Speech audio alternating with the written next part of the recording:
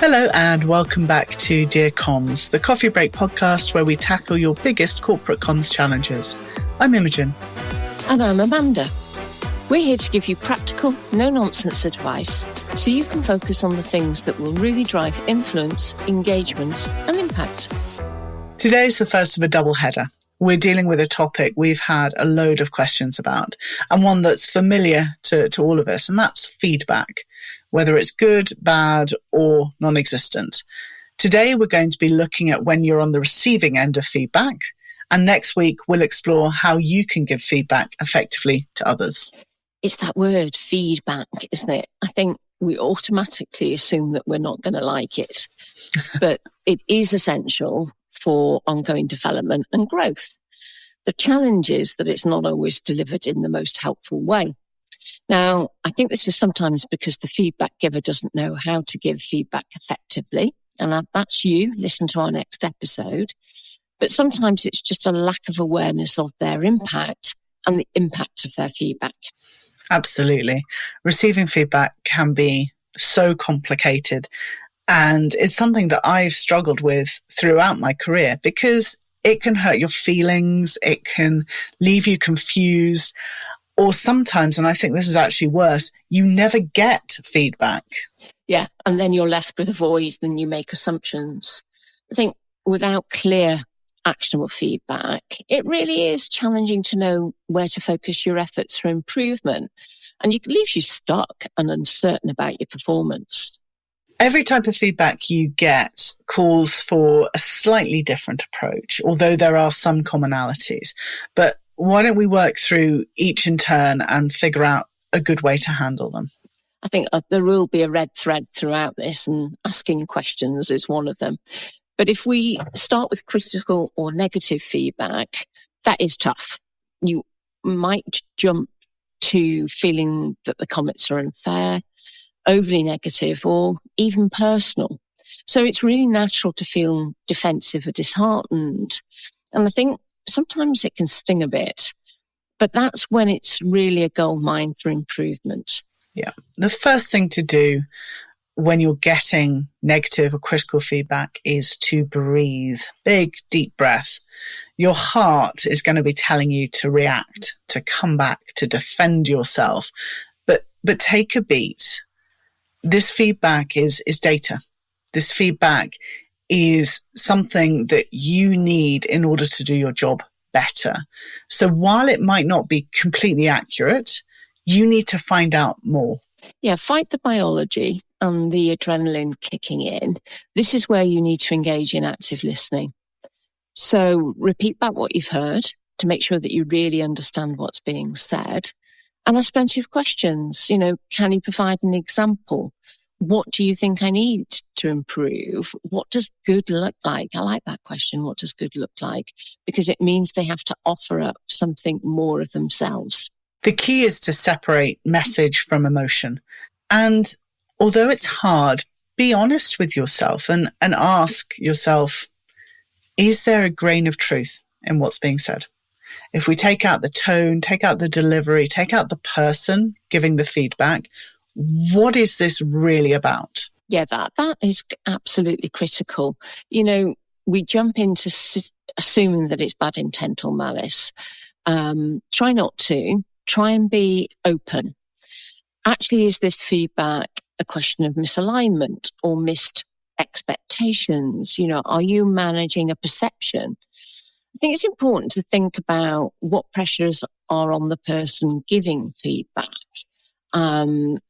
Understanding a little bit more where they're coming from. This might be feedback on the feedback that they've been given by somebody else. Absolutely. Have some empathy. If your boss is having a go at you, you can be sure that their boss is having a go at them. If it's a question of misalignment or missed expectations, this is somewhere you can really make a difference before work starts. So how do you ensure that you're clear on what is needed before the fact? Are you talking to the right people? Are you asking the right questions? Do you know what good looks like for them? I think sometimes the feedback feels unresolved or inappropriate. And I think you've really got to seek clarity here. You want to understand, not vindicate what's going on. It's not a situation where somebody wins over somebody else.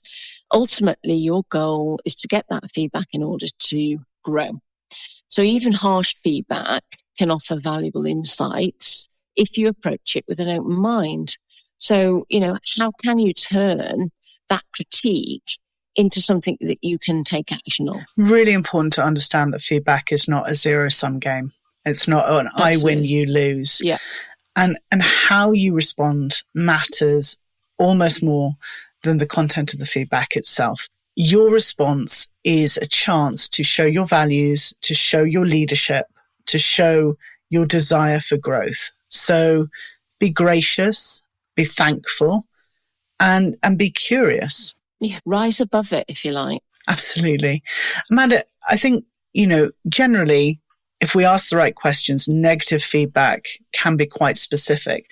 But sometimes, we've all had it, we get feedback which is kind of vague or generic, like, yeah, great job, or it needs a bit more work. How do we respond to that? I think it's very, very similar, really. Take the initiative and try and get more insight. I think these questions are different, though. So, what specific aspects did you find made a difference? Or where do you see room for improvement? What can I focus on to take it to the next level? I think this encourages the feedback giver to give more information, and that allows you to act accordingly. You're asking them to give a little bit more of themselves in the feedback, because I think that really helps. Yeah, it's not about accepting any feedback as useful. While you're doing great or whatever feels really good in the moment, it's not particularly helpful in your own development and your own job moving forward. You may want to take the initiative and coach the feedback giver into how to give feedback better. So feedback on the feedback, I guess. Some people haven't been taught how to give useful input. Yeah, I think that's absolutely true. I think it's learnt by osmosis. I don't think it's formally trained into people as it could be. Unfortunately, when it comes to feedback, sometimes silence can be deafening. Yeah, it's so frustrating. You're working hard, you're showing up, putting in the hours, making things happen. And it's like there's a wall in front of you. No critique, no praise, nothing. It's, I think, quite common in large multinationals. And it's that old adage that it probably means you're doing okay. So don't take it as a signal of failure. If you want to grow and develop, though, silence isn't good enough. No, you need to be proactive. It's important to let colleagues know that you're open to constructive input and that you welcome it. I think sometimes you can hold back on feedback because you don't want to be put in a difficult position because you don't feel that the person will be receptive to it. But I think if you ask and make sure that they know that you're willing to have feedback, I think you're more likely to get it. Again, here's the question. I'd appreciate your thoughts on the recent project I completed. Are there any areas I could improve? Am I doing something that I shouldn't be doing, or do I need to do more of something? I think you and I do it without thinking. I think it's culturally works for us because automatically when we're working on client work, we'll always ask the other person's opinion on stuff. I mean, it goes back to the old adage that my father used to drum into me, you don't ask, you don't get. Yeah. And by initiating that conversation, you're setting a tone. You're showing other people that feedback is something you'll value. You're showing them that you're not afraid to learn.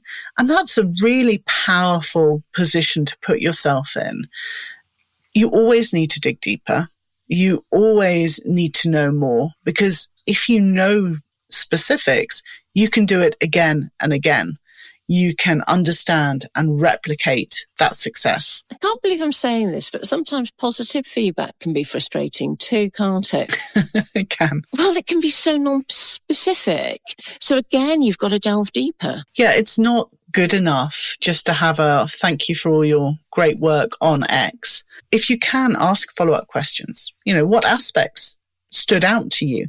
How did my approach help? You want to be able to identify the strengths that you have so you can build on them. Absolutely. Understanding where you're doing well, just as important as knowing where to improve, because it's going to enforce, effective behaviours and strategies.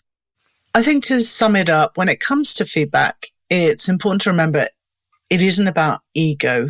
It isn't about how it makes you feel. It's about clarity, and how you respond is going to say more about you than the feedback itself. Completely agree. If you seek and clarify feedback, you transform it into something that's very powerful and helps in your development.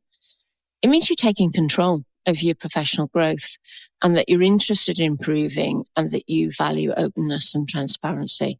Yeah. You can't wait for the perfect feedback. You need to seek it out. If you feel you are getting too much of one type of feedback, that's also something you should take note of, I think. Yeah, that's a light bulb moment, isn't it? I think for me, remember feedback is a gift.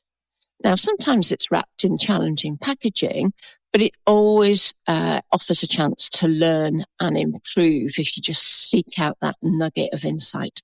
Yeah. And if all else fails, take that deep breath, have another biscuit, and try and carry on. Thank you for joining us on Dear Comms. In our next episode, we'll look at how you can give effective and useful feedback. So no matter the situation you're in, you're not leaving someone feeling confused or hurt. In the meantime, if you have a comms challenge you'd like us to tackle, drop it in the comments. Until next time. See you soon.